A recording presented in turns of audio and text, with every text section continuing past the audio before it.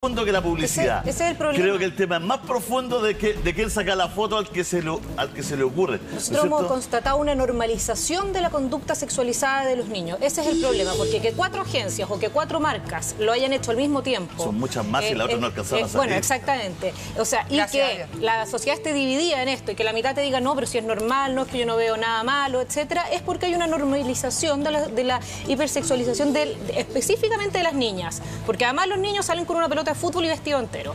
Entonces son las niñas específicamente las que son víctimas de esto, y nosotros hemos señalado con mucha claridad el tema de la responsabilidad de los padres. ¿Sí? Los papás, para que un niño trabaje, de partida la ley establece que no puede ser.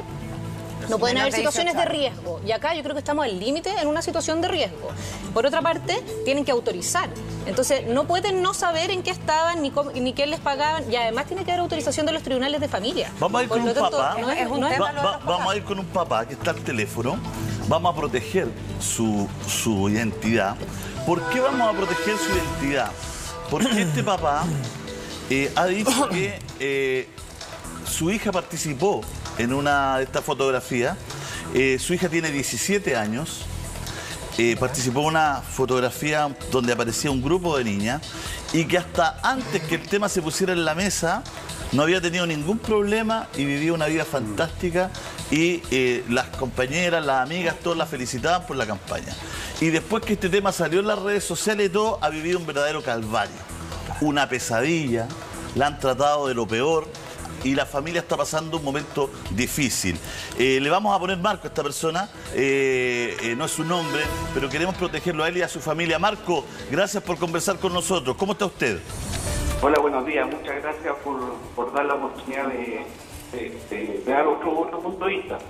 Cuéntanos un poco tu experiencia, tu historia en medio de lo que estamos comentando. Hay una realidad particular de tu familia, tuya y de tu hija. Cuéntanos. Sí, yo voy a hablar de mi familia, de mi hija, no sé el caso de los otros papás.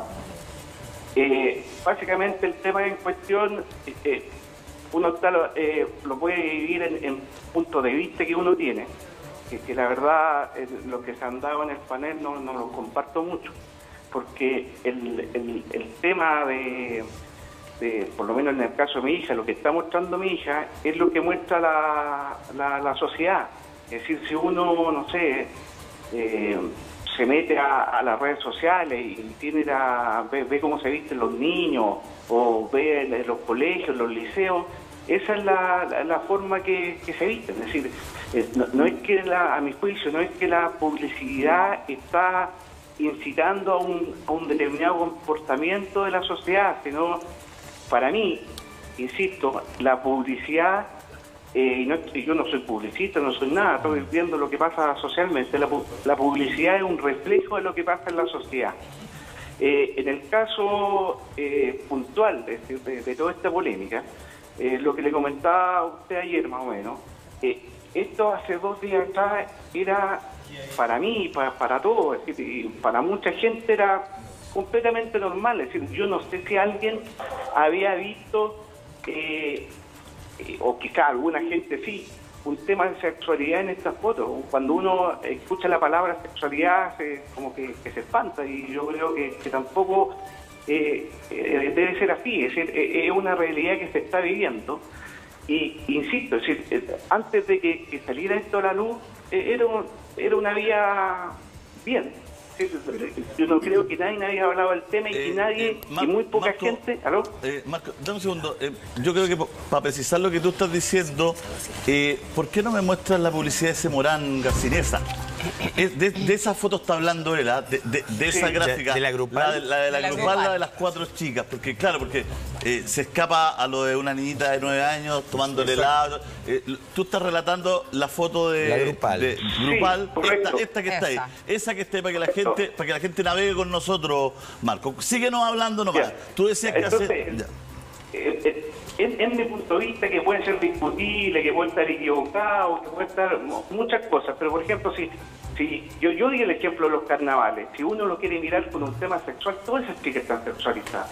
Hoy día pensaba, ¿qué pasa voy a una cancha de tenis y veo a las niñas jugar que emulan a su vestimenta, las más grandes, ocupan short, también pueden ser sexualizadas. Es decir, yo puedo ver lo que quiero ver y cada persona ve lo que en sus estructuras mentales, en su ¿cómo se llama?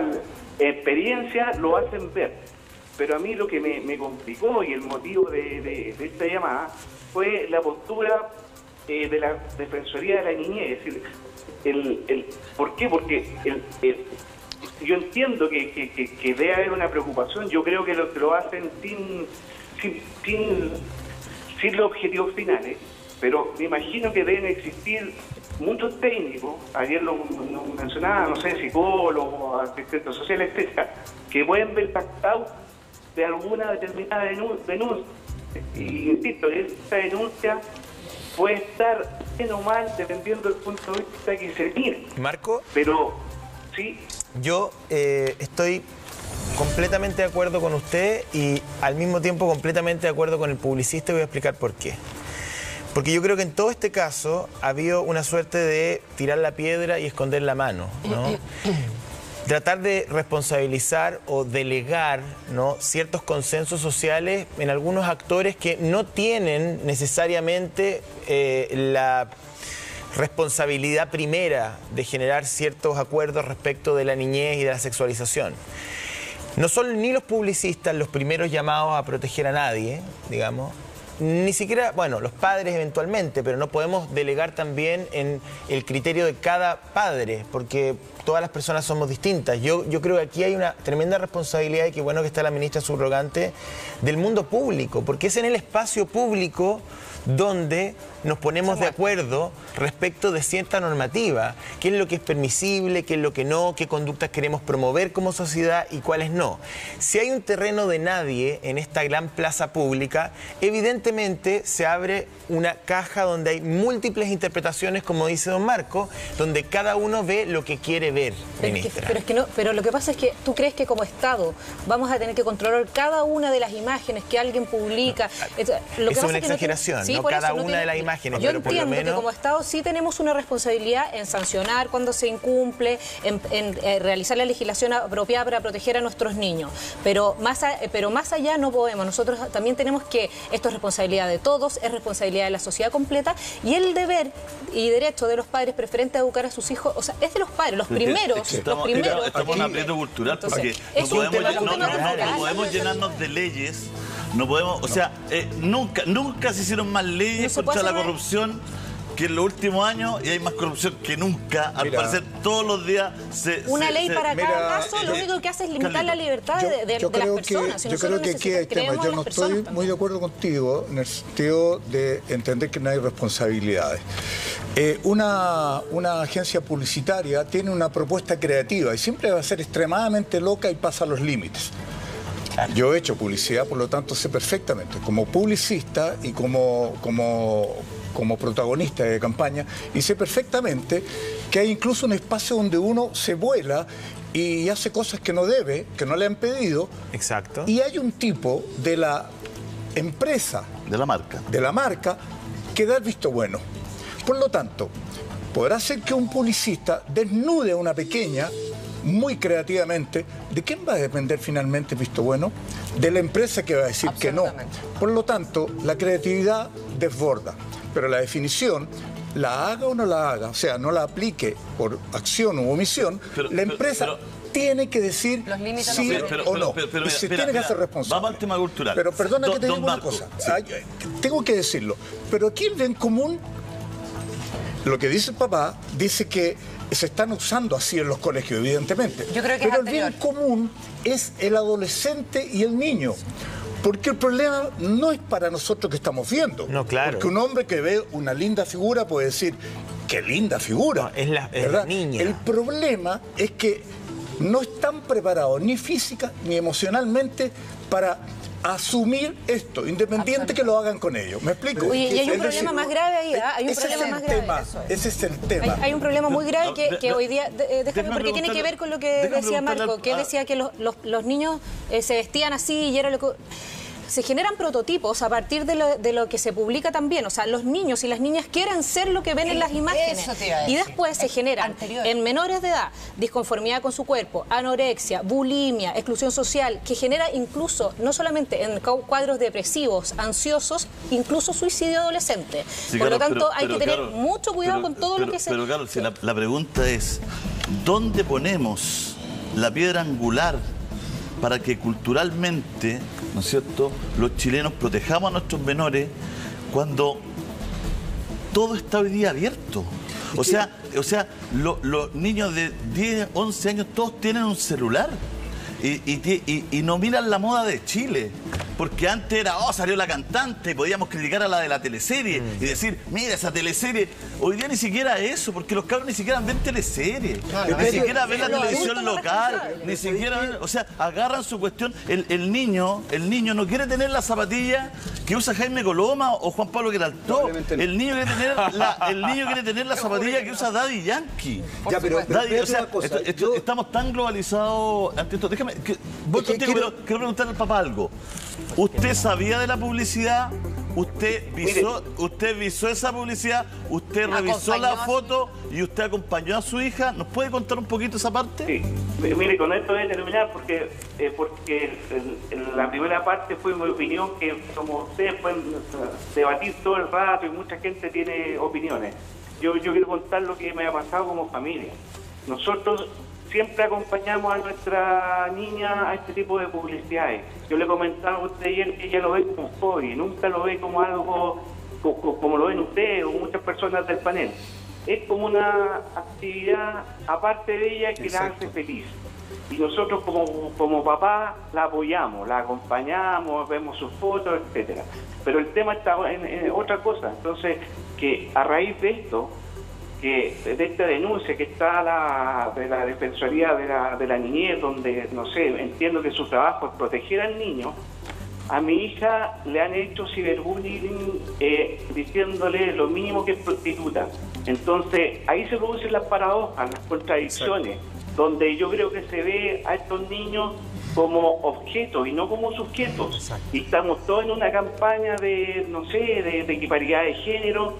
Y yo creo que se está violentando a la mujer y se está violentando a una mujer niña. Le han hecho violencia psicológica. Hay carteles del Estado donde dice, ¿cuánto se llama? Denuncia a tu pololo, si que te afecta. Y el mismo Estado está generando en base a alguna idea que pasó hace 2 días.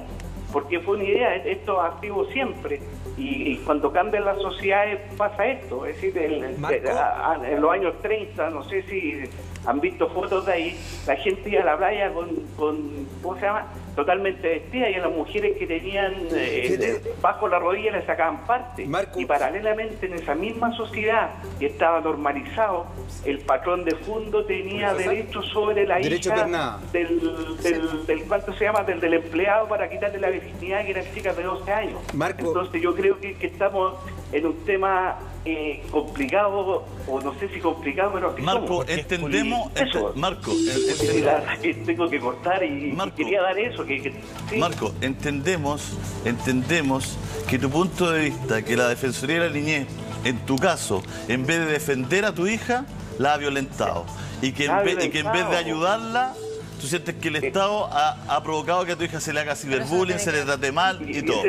Correcto, y ese ciberbullying, ahí hablan del suicidio, de la anorexia, pero no sé si dependen los parámetros del bullying, los suicidios que se producen. No sé si manejan esas cifras. Hace 3 días atrás, usted mismo, en una radio, salía que el 30% de los niños habían visto bullying de otros, y todos espantados. Entonces, cuando se hacen estas cosas, uno no es nadie ahí en el mundo, pero es recomendable que se vean todas las posibles situaciones que pueden ser. Y yo creo que no se visualizó esto. Entonces, disculpe, la verdad que tengo que cortar ahora. Perdón, ¿tuviste el cartel? Lo vi, a mí no me llamó ninguna atención, nunca pensé que era algo sexual, mi hija tampoco, hasta que apareció alguien que dijo, oye, esto es sexual. Claro, y no sé, como las fotos que yo vi es la la teoría de la caverna de un filósofo. Pero perdona, Marcos, disculpa, ¿sí? Yo tengo una hija de 15 años que también ha hecho fotos. Y la verdad es que coincido mucho contigo en las cosas que estás diciendo. Mucho, mucho, mucho. Ahora, en lo que no coincido es que efectivamente creo que la foto tiene un componente más bien erotizante. Y no me parece mal, fíjate. Yo creo que aquí hay un elemento que estamos déjame terminar la idea, por favor, Marco.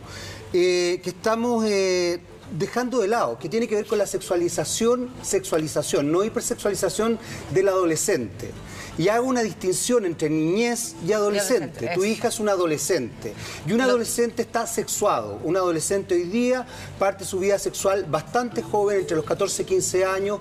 Ha cambiado definitivamente la forma que tienen las situaciones de sexualizarse, etcétera, etcétera, etcétera. Yo creo que la foto es erótica. Ahora, el problema, y en esto sí creo que hay una cosa re importante, y lo mencionaba Julio, es que hay un tema cultural. Exacto. Cuando tú escuchas que una persona dice que una niñita no arrastra la bolsa del pan, y eso le da una connotación sexual. Cuando tú encuentras que una persona dice que es erótico que una joven ocupe jumper como fantasía sexual. Cuando tú encuentras que una persona aplaude a alguien porque anda con una cabra muy joven de manera fantástica y no sé qué cosa. Cuando tú encuentras a personas que establecen ciertos vínculos, insisto, sexualizados desde cierto punto de vista. Cuando de repente un gobierno elige a una persona como rostro de una campaña que denosta a las mujeres públicamente, el problema, tú tienes toda la razón, no es tuyo, no es de tuyo como papá, es un problema cultural. Y creo que ese es el grave tema acá, más complejo. Y insisto, hago la distinción entre menores de edad y adolescentes. Es muy distinto porque, los por ejemplo, 17 que la niña... Cata, querida, ¿a qué edad partiste tú siendo modelo? A los 14 años. Ya, mi señora partió siendo modelo a los 16. Sí. O sea, lo que quiero decir es que tampoco... Ahora, sí hay elementos que yo creo que uno tiene que cuidar. Efectivamente, como lo decía la ministra, efectivamente la distorsión del cuerpo de la mujer, que me parece que es el colmo, y ustedes lo mencionaban. Las leyes, afortunadamente, en otros países han cambiado. Incluso hoy día a las mujeres se les exige un cierto límite de peso, etcétera, etcétera, etcétera. Todo eso yo estoy de acuerdo. Pero el tema de la sexualización a mí me parece tremendamente delicado. En mi época era todo lo contrario. Ojalá no pareciera sexualmente atractiva. O sea, tendríamos que... De hecho, era lo más neutral posible, sí. Ojalá no tuviera pechuga, ni poto, ni que fuera un palo de escoba. O sea, era todo lo contrario, ¿cachai? Le agradezco, Marco, ya, pues, la conversación. Sabemos que se tiene que... Muchas gracias por la... le vaya la idea. Yo sí quería empatizar con Marco en el sentido de que efectivamente entendemos que hay que tener cuidado con la forma en que se hacen las denuncias, porque si efectivamente a ella le produjo un problema de bullying, etcétera, porque salió esto, o sea, todos tenemos que tener cuidado. Pasa todo el rato en las redes sociales, o sea, no es un problema de la Defensoría. La Defensoría recogió las denuncias que se estaban haciendo, sino que es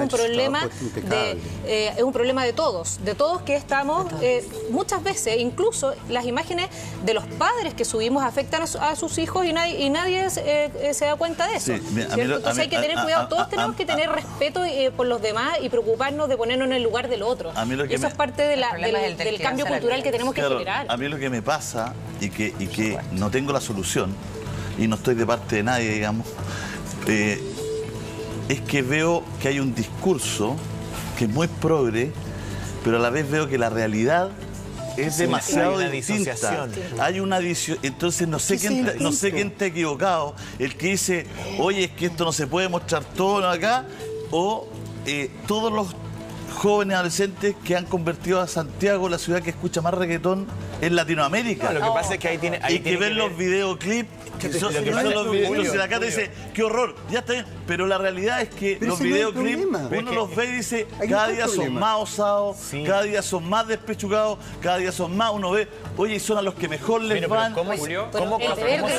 No es la sexualidad dentro de esos videoclips, perdóname que te diga, porque la droga, la muerte como si fuera... Estoy de acuerdo, completamente de acuerdo. Démosle la palabra a Andrés. Sí, Julio César, lo que pasa es que quería hacer una intervención se ha dado la discusión súper interesante porque es muy válida la postura que hace el padre. Sin embargo, es muy importante destacar que una cosa es lo que se puede hacer o lo que se podría hacer y muy distinto es la ética. Por algo existe la ética. Es muy distinto lo que se permite hacer o lo que la sociedad se permite hacer a lo que debería hacer. Y es muy importante hablar de la ética de las comunicaciones, porque las comunicaciones sí crean realidad.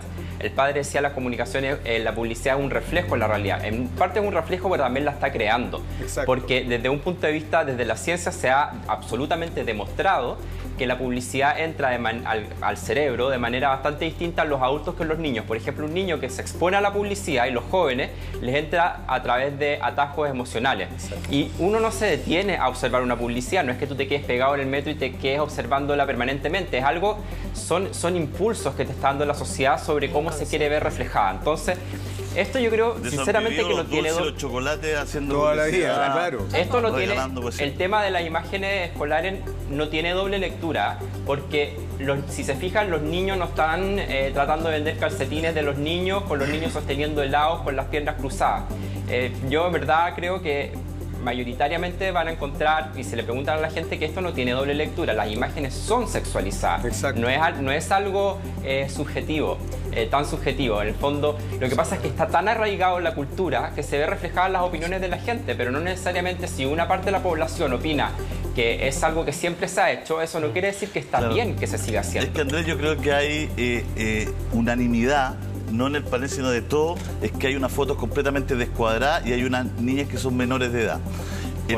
La discusión se da en los adolescentes, que es como decía Jaime, 17 años, 18 años, y que ahí... es muy difícil también y ahí es donde yo digo, por ley, por códigos de no sé qué... Es que son dos asuntos distintos. Son distintos, porque yo creo que vamos a tener nosotros que también... empezar a conversar más, a ponernos de acuerdo. Lo que pasa es que quizá es que existe legislación y nosotros, yo hablé también con el subsecretario del Trabajo de este tema específicamente, porque le dije, tenemos que revisar la legislación laboral para ver qué es lo que está pasando con esto. Y me dice, la verdad es que está regulado, si necesita autorización de los padres, de los tribunales de familia, no los puede poner en riesgo.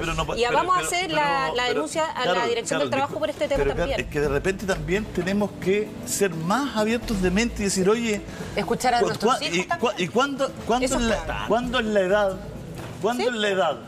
Porque antes eran los 21, antiguamente eran los 25. Hoy día todos los niños son sujetos de derecho desde el momento de nacer. O sea, no me has dejado terminar. Lo que te quiero decir yo es que hace años, a los 25, empezaba tu libertad. Leía en los años 40, en los años 30. A pesar de que se casaban con las niñitas en el campo a los 12 años, 13 años. Después fue a los 21. Después fue a los 18. O sea, hoy día vemos que te asaltan cabros de 15 y 16 años todos los días. 14. Todos los días, con una pistola. Entonces, el mundo va a... No es que nosotros, no es que... esto no pasa... Con esto termino, Carlos, con esto termino. Lo que quiero decir es que, lo queramos o no, a medida que pasa... Que el mundo avanza, que crecemos como humanidad, se va produciendo una tensión. Aquí nosotros estamos discutiendo porque hay una tensión lógica entre lo que nos gustaría y lo que es. Tú lo has dicho, mira, tú has dicho que ha ido bajando, pero esto no es arbitrario y no es por ley. Esto tiene que ver por el crecimiento humano. Si los chicos toman, pueden tomar desde los 12, los 16, los 18 y los 20 y tantos. Así es. Que le haga bien Sin embargo, que el cuerpo esté preparado a temprana edad de consumir alcohol es un tema que está hecho por la Organización Mundial de la Salud. O sea, a los 18 años no es porque yo soy más permisivo, es porque la naturaleza del cuerpo recién te permite a ti... Estamos hablando de una droga. Perdón. Acá no estamos hablando de una droga, no, no, sexo normal.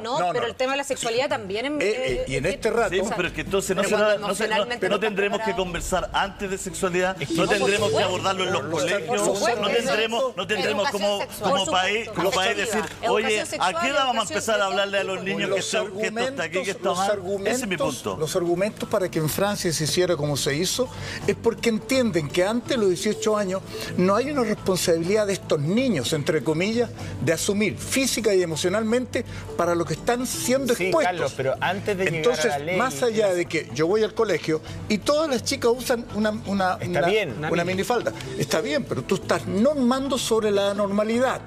Lo que pasa es que si estuvieran físicamente y espiritualmente y filosóficamente preparadas, que también tiene que ver con la edad y muy paralelo al tomar trago. Pero a lo mejor esa generación no estaba preparada, pero a lo mejor estas generaciones son distintas. Es que... Lo que hay que abrirse, Carlos, es a decir, ¿por qué pasa todo esto? ¿Por qué? Yo fui a un colegio hace unos días a conversar con los estudiantes de 11, 12 años. Todos tenían celular.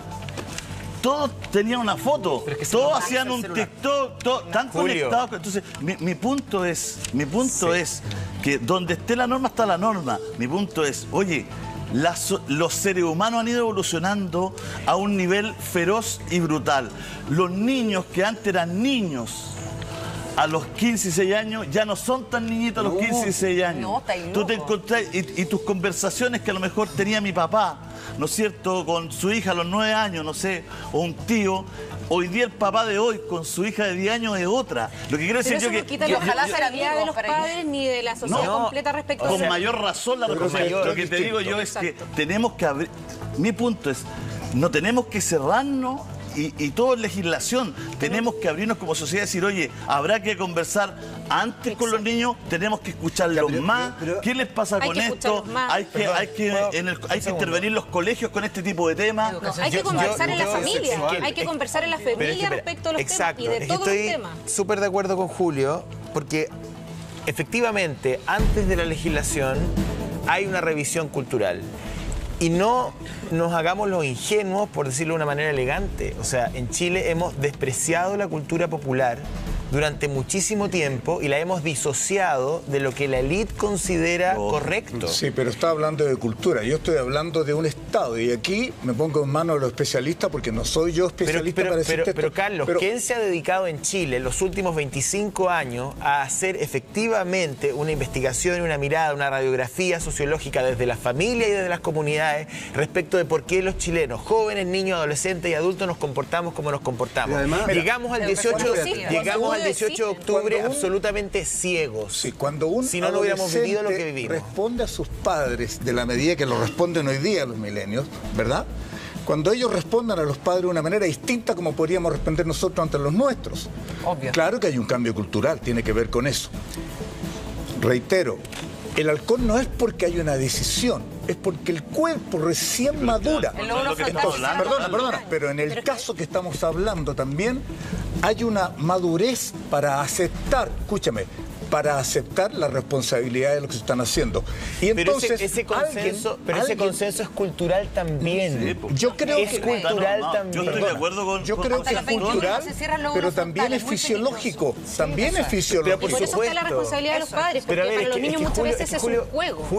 Lo que digo yo es que yo digo es que la élite, los que quieren mandar en la publicidad, los que quieren mandar en la política, los que quieren mandar socialmente, las iglesias, todos los jefes, en el fondo tienen una mirada de la vida que menosprecia completamente la cultura popular. Que menosprecia completamente la cultura popular y la realidad de lo que pasa. Y cuando tú escarbáis un poco qué realmente piensan los chilenos, qué realmente comen los chilenos, puta, no es lo que nosotros queremos que coman, ¿ah? ¿Qué es lo que hacen los chilenos? Oye, no es que ¿qué es la música que escuchan? Oye, no es la música que queremos que escuchen, ¿ah? Entonces se produce una disociación. Mira, aquí en la tele lo voy a poner con la tele, no con el alcohol. Aquí en la tele.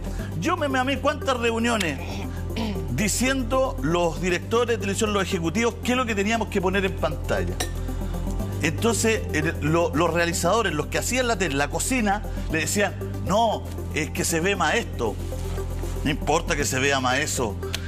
Es como que el rating, como que la figura rating, menosprecio de lo que la gente quiere ver. El rating son personas, entonces la élite desprecia. Hoy, ¿por qué ven ese programa en la noche? Hoy, ¿por qué lo ven? O sea, lo ven porque algo pasa ahí. Lo que pasa hay que interpretarlo. Perdón, Julio, y la élite no lo quieren interpretar. Bueno, pero si no lo todos tenemos una responsabilidad en eso, y no solamente en la publicidad respecto a menores, en toda la publicidad. Yo en este mismo panel todos los temas. Me comentaba una persona que no es precisamente mi sector político, que me decía que a él le parecía muy violento la opulencia que se mostraba en las publicidades que daban en los matinales. Mira, eso puede servir de ejemplo. No tenemos publicidad. Déjame decir una cosa muy cortita.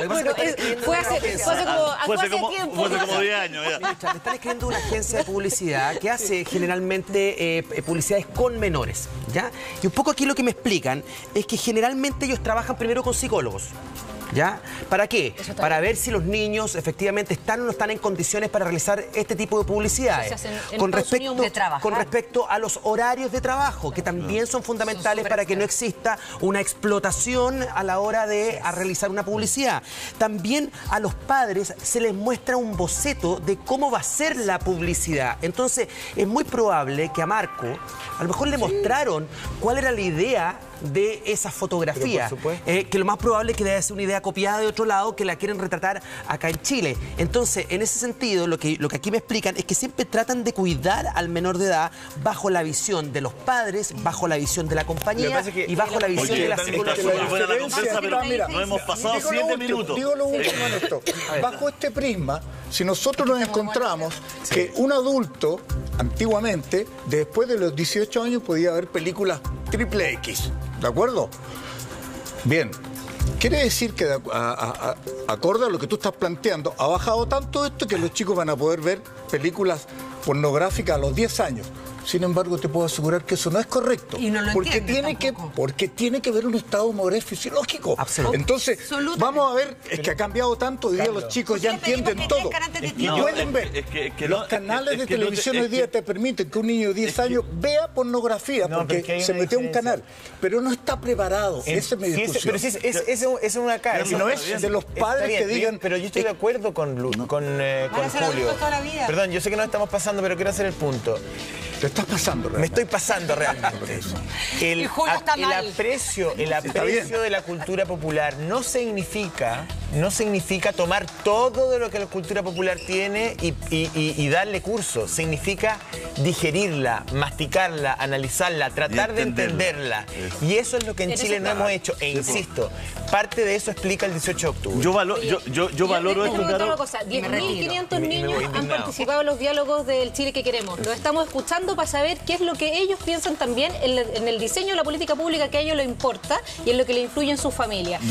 Y para ellos lo más importante es lo que le dicen sus papás y la familia. Por lo tanto, la familia, los cuidadores, los abuelos, muchas veces los cuidadores principales tienen el deber fundamental, sin perjuicio de eso, coincidimos que como Estado vamos a tomar las medidas pertinentes para que esto suceda lo menos posible, sobre todo aquellas situaciones que son realmente la gente que agrede a su pobre hija, porque en realidad no tiene, o sea, todos hemos sido agredidos, es problema del agresor, no de ella. Pelotudos existen en todos lados, entonces que no se rija tampoco por eso, porque lo importante es conversarlo. Mi punto en la mesa es que tenemos que mirar y entender qué pasa, porque legislando, poniendo reglas, el Chile nos hemos acostumbrado a judicializar, a legislar, sobre todo, oye, ¿sabés que los candados están muy fríos? Ah, no, no se pueden poner más candados fríos, la ley del candado frío. Y aquí hay reglas. Y aquí hay reglas que la desconocen y que vienen funcionando hace rato en relación a esto. Se legisla de reglas, de cuestiones tan ridículas que nunca hacen el reglamento. Se hace la ley, pasan 3 años, no se hace el reglamento. Porque además la ley se hace de acuerdo a la cultura. Clave es conversar con los hijos y generar relaciones de confianza. Eso es la clave, conversar con los hijos, con los adolescentes, saber lo que está pasando y generar relaciones de confianza para que si les pasa algo que los hace sentir incómoda, te lo cuenten y no crean que uno los va a retar porque no somos los culpables, ¿cierto? Eso es lo que decía la Cata antes. Pero tómame el punto. Sí, yo quiero llevar la conversación a que lo queramos o no, las sociedades se mueven más rápido, ¿no es cierto? Que las y que sus élites. Y que las élites. Y son más disidentes que su élite. Entonces, resulta que yo estudié en un colegio donde el cura quería hacer la misa en latín, si yo no soy tan viejo. Y había toda una pelea con los curas más jóvenes. Oye, no, es que... Entonces, y resulta que el tipo está... Pero había una serie de personas que creían que tenía que permanecer. Eso no permaneció. Yo me acuerdo de haber estado más de una reunión, ya que está mi querido Carlos Pinto aquí, que decían, oye, pero ¿por qué la gente ve el programa de Carlos Pinto y no el show de los libros. Puta, si la gente no sabe lo que quiere ver. Sí, y es un menosprecio. Primer plano te lo hicieron es un menosprecio a lo que la gente ve, lo que le interesa, lo que uno no puede hacer un juicio de valor y decir esto está bien, está mal, o esto tiene que ser así o no tiene que ser así. Pero si uno tiene que sentarse y entender y decir, oye, ¿por qué 5 empresas hacen esto? Oye, ¿por qué el 50% de los papás dicen, oye, yo no veo nada de malo? Y el otro dice, no, esto es terrible. ¿Por qué el jumper se usa acá y las niñitas se lo doblan más cuando entran al colegio? Julio, ¿qué estamos conversando con los hijos? ¿Qué estamos hablando? ¿Crecieron más rápido? La madurez de ellos a los 10 años no es la que era de nosotros a los 10 años, que lo único que queríamos era jugar la pelota. ¿Me entendió, no? Sí, es que ese es mi punto solamente. Hay elementos que yo creo que son súper importantes de destacar. Primero, yo quería contestarle a Carlos, porque efectivamente, aunque tú no lo creas, una niña de 14, 15 años sí puede estar preparada para tener vida sexual. Lo que no significa necesariamente... Perdón, yo no he dicho eso. Estoy hablando de... Es que creo que el ítem cultural es fundamental. Mi abuela, mi bisabuela en realidad, se casó a los 14 años con un tipo 15 años mayor. Hoy día eso es estupro. Pero claro, estamos hablando de principios de siglo. Sí, pero es que y enviudó a los 19 años. Pero déjame terminar, yo escuché tu idea completa. Desde ese punto de vista, lo que quiero decir es que si nosotros nos medimos en la dinámica cultural versus la biología, por ejemplo, hoy día la paternidad y la maternidad se ha alterado muchísimo. Después de los 30 y tantos. Y las personas tienen incluso hijos después de los 40. ¿Biológicamente están preparados? No. De hecho, tienen que acudir a situaciones clínicas para poder embarazarse, porque el mejor momento para embarazarse es entre los 25 y los 35 años. Sí, porque la proyección de vida también ha cambiado. Exactamente. Entonces, ¿qué es lo que pasa?